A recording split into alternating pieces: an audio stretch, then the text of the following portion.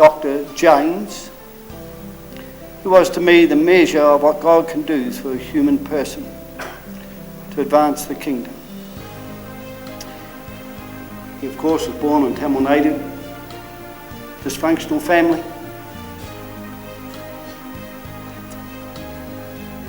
Born into poverty. He had two great calls that he responded to. The first was a vision that God gave him of the bleeding wounds of Christ on the cross, and he said it impacted him so much he couldn't believe and stood in awe at the love and compassion of this man that had died for him. The second call came shortly after a call that he had never been to a missionary convention, he'd never read a missionary biography, but in his own words, he said, "The Lord brought me a vision in which I saw millions of people carelessly hastening towards a lost eternity.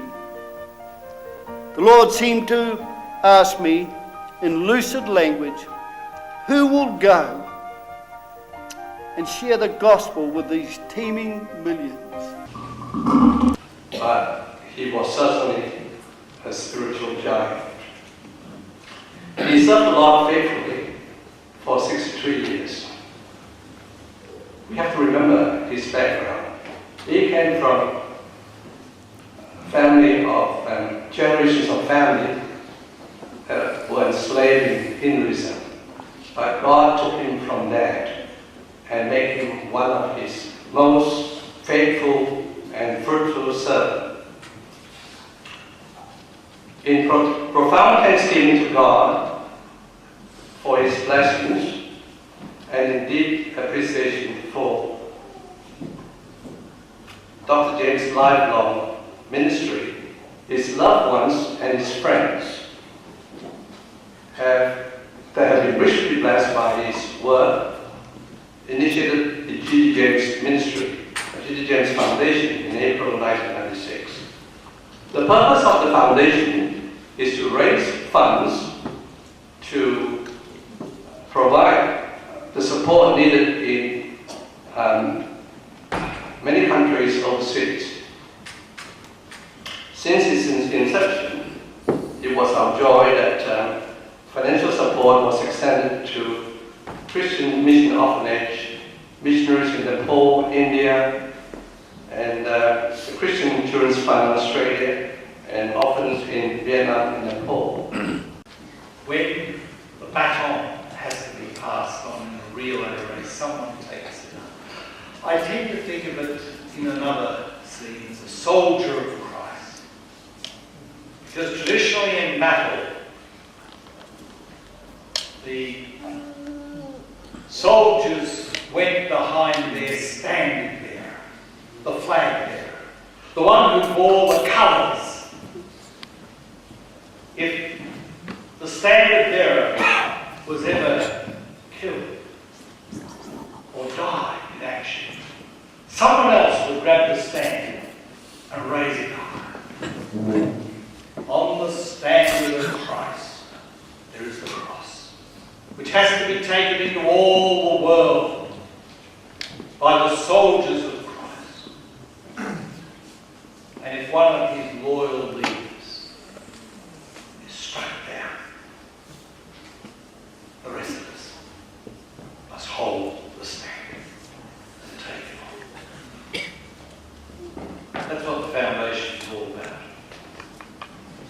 It's to enable us together as soldiers of Christ and are friends of Jesus to take up the standard that he bore for more than 60 years and to take it into all the world. As an evangelist and Bible teacher for over 63 years, Dr. James had the opportunity of sharing the good news of the gospel to individuals, small groups of villagers in India and Malaysia, home groups, churches, and in city-wide crusades all over the world, attracting thousands of people. He spoke to 25,000 people at the Turku Conference in Finland, 3,000 Christians at the London Missionary Conference, 5,000 people in Vietnam, 20,000 at the Nagarcoil Crusade, India, 12,000 at the Kerala Crusade, India. Dr. James also spoke at the Central Church in Seoul, Korea, perhaps the largest church in the world with over 500,000 people. Dr. James, during his lifetime, wrote 24 books, and the books continue to be circulated widely, bringing blessings to countless people. The booklet, The Man You Must Confront, has been translated into 10 languages and over 2 million copies have been distributed all over the world. A few weeks after the home call of Dr. James, there was a call from a man in China to say that he had read this booklet while serving a sentence in a prison in China and accepted Christ as his Saviour and Lord. In early April 2007, a Christian lady in Sydney handed a copy of this booklet, The Man You Must Confront, to a recent Turkish migrant to Australia. This man, an English professor from Turkey, not only committed his life to the Lord as a result of reading this booklet, but made 140 photocopies of this booklet and distributed them to his friends and countrymen. One of the aims of the foundation is to raise sufficient funds to reprint this booklet in various languages as current stocks are depleting. In profound thanksgiving to God and much appreciation of Dr. James's faithful ministry as a full-time missionary and evangelist for more than half a century, his loved ones and Christian friends who have been significantly blessed by Dr. James's ministry over the years initiated the G.D. James Foundation in April 1996. The purpose of the foundation is to generate and manage funds to support national missionaries and social work in the two-thirds world as well as Australia, New Zealand and the Pacific Islands. Neither the directors of the foundation nor members of Dr. James's family will be beneficiaries of the foundation, but all monies will be dispersed to support national missionaries and social work. Orphans in Vietnam. Orphans are cared for at Gia Lai Province, about 500 kilometres from Saigon, Lam Dong Province, 300 kilometres from Saigon on the Central Highlands, and Bin Po Province. All house churches are illegal, and as such some services start at 4 or 5 a.m. to avoid detection by the authorities. The Koho tribe live in the Lam Dong Province, and there are about 60,000 believers in this tribe. The Jorai tribe live in the Gia Lai Province, and there are about 90,000 believers in this tribe. The Sting tribe live in Bin Po Province, and there are more than 30,000 believers in this tribe. Currently, there are 204 orphans, mainly from the Sting tribe, cared for in 2 homes, as well as some cared for by the relatives of the orphans, and it costs $70 per year for the support of an orphan child. Nepal. Since the Maoist attacks, over 2,000 children have become orphans and compelled to live in caves and on the streets.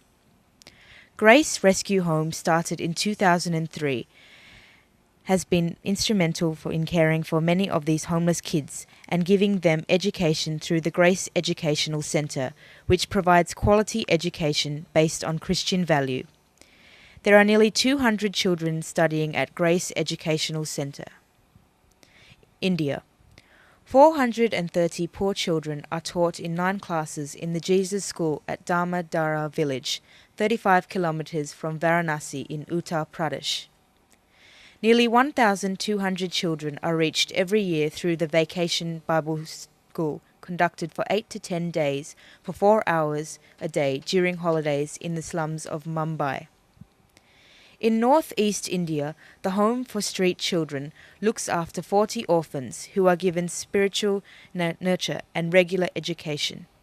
To commemorate the life and work of Dr. G.D. James, the foundation initiated the G.D. James Award for Preaching, and the first award was made to the Singapore Bible College in 2004 to the top student in preaching. This annual award continues to date. Dr. James has finished the race. And quite frankly, the baton has been passed on. This is a race that you and I are involved in. The foundation seeks to carry the baton and continue to bring the good news to the poor, to proclaim liberty to the captives, to give sight to the blind, to set the downtrodden free, to proclaim the Lord's Year of Favour. You can have the privilege and opportunity of fulfilling our vision through partnership and participation.